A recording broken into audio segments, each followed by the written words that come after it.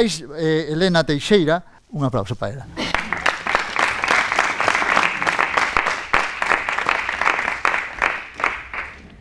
Boa noite a todos e a todas.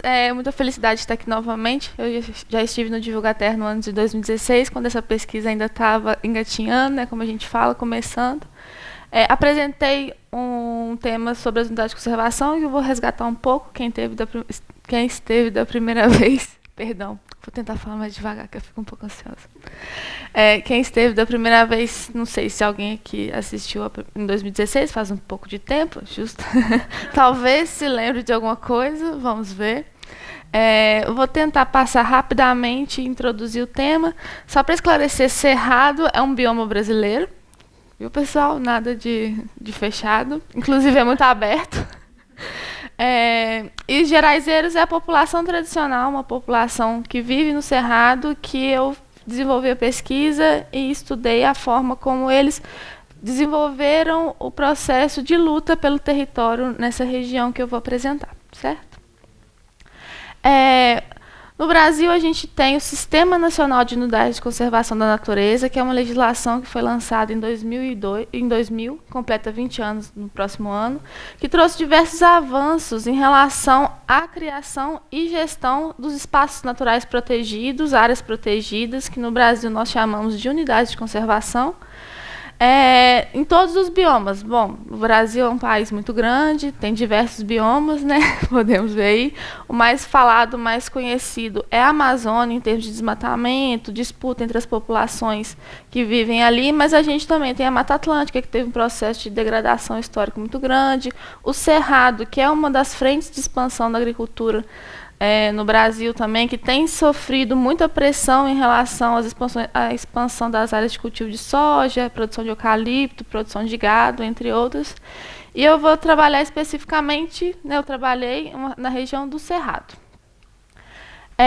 Bom, falando basicamente, no Brasil nós temos uma grande diversidade de biomas, de espécies naturais, espécies vegetais, mas também de culturas, de povos indígenas, populações tradicionais descendentes de indígenas, migrantes de outras regiões que foram se espalharam pelo Brasil e têm formas de viver, de trabalhar, por isso viver e defender, porque as pessoas ali vivem e muitas vezes têm que também defender, seja o território, seja um patrimônio genético, seja uma forma de vida, uma cultura. Então, no Brasil, a gente trata as unidades de conservação como territórios que têm uma relevância, no geral, biológica, algum ecossistema, seja costeiro ou marinho, seja na Amazônia, seja no Cerrado, que tem um interesse ali, um recurso natural de relevante interesse, seja econômico, ou ambiental ou cultural, ou os três associados, que na maioria das vezes é o que acontece, principalmente nas unidades de conservação de uso sustentável, que é o foco do trabalho.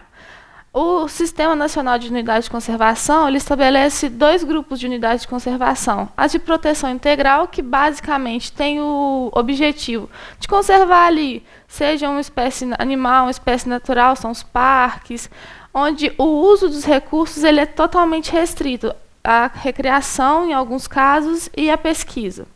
As unidades de conservação de uso sustentável, elas têm o foco de tentar articular a conservação da natureza, dos recursos naturais que existem nesse território, com o uso sustentável por parte das populações que vivem ou dentro desses territórios ou no seu entorno. A população que eu trabalhei, os geraizeiros, eles vivem no entorno de uma unidade de conservação.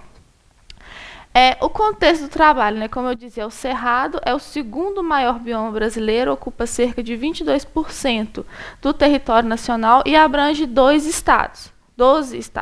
Eu trabalhei no estado de Minas Gerais, que é o estado onde eu vivo também, da Universidade Federal de Viçosa, na região norte.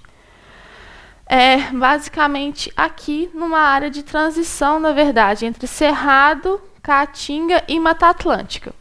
Bom, ali temos a representação dos 12 estados abrangidos. Minas Gerais está aqui. Aqui temos o Rio, em termos de referências, para quem conhece basicamente o Rio de Janeiro, já ouviu falar, está bem aqui. e ali a representação do bioma no mapa do país. Aqui a representação do bioma Cerrado em Minas Gerais é um dos biomas com mais expressividade em termos de abrangência no estado de Minas, seguido da Mata Atlântica. Bom, no norte de Minas Gerais tendo como foco o Cerrado principalmente, que é um dos hotspots mundiais de biodiversidade. A gente tem ali uma diversidade muito grande de animais, plantas, árvores, enfim. É uma riqueza muito grande. Aqui é a flor do pequi, que é um fruto muito típico de lá. Eu particularmente não gosto muito, mas as pessoas que são dali gostam muito de comer, se come com arroz. E o que tem acontecido? Qual que é a realidade? Na região que eu trabalhei, na região norte de Minas, principalmente a expansão dos monocultivos de eucalipto. Então, tem suprimido a vegetação nativa para o plantio de eucalipto para fornecer madeira para siderúrgicas, para metalúrgicas, basicamente. Então, a gente tem uma realidade de grande pressão sobre os recursos naturais, principalmente os recursos florestais, que são a principal fonte de renda das famílias, que vivem aí, basicamente, os geraizeiros. Tem outras populações que vivem aí, os catingueiros, as próprias comunidades agricultoras, de pequenos agricultores, mas eu trabalhei basicamente com os geraizeiros, que são populações do Cerrado, que têm uma forma de vida, de relação com o território, digamos assim, específica, que os caracteriza com essa terminologia. Bom, essa unidade de conservação, que é a Reserva de Desenvolvimento Sustentável Nascentes Geraizeiras, ela está localizada, abrange 3 municípios no norte de Minas e é a segunda reserva de desenvolvimento sustentável a nível federal criada no Brasil. Então, o que acontece? Tendo em vista essa pressão em relação às áreas de chapada, principalmente, que são as áreas que ficam no topo do relevo. Aqui nós temos as chapadas, os tabuleiros, que é a área que eles chamam, que é a área mais inclinada, e as várzeas, que são as áreas onde se cultiva a agricultura. Essas áreas mais planas, que estão nos topos dos morros, elas têm sido desmatadas para o plantio de eucalipto. Qual que é a consequência disso? A gente tem populações que utilizam essas áreas para coleta de frutos, coleta de madeira e também a criação extensiva de gado, que são usos comuns, então não tem uma repartição dali de áreas específicas, são basicamente como os montes vicinais de mão comum que a gente tem na Galícia. E são áreas também de recarga dos lençóis freáticos, além de ser os locais onde nascem os cursos de água. Então, se tem uma pressão muito forte em relação não só a supressão da floresta, mas da vegetação nativa, mas também em relação aos recursos hídricos. Por isso também o nome Nascentes Geraizeiras, porque eles estavam defendendo ali o território de onde nascia a água que eles utilizam para suas atividades de reprodução social, de reprodução econômica, social, enfim. Bom, tendo em vista essa pressão, essa mobilização, essas populações fizeram diversas ações políticas pressionando o governo federal, principalmente. Foram feitas audiências públicas, passeatas, abaixo-assinados, ocupações de galpões de empresas que foram instaladas ali, e uma greve de sede e de fome que foi feita em Brasília, que acabou sendo o ápice da mobilização e que levou à criação, a presidente Dilma, na época, foi antes do impeachment, no ano de 2014, a assinar o decreto de criação dessa unidade de conservação junto de outras.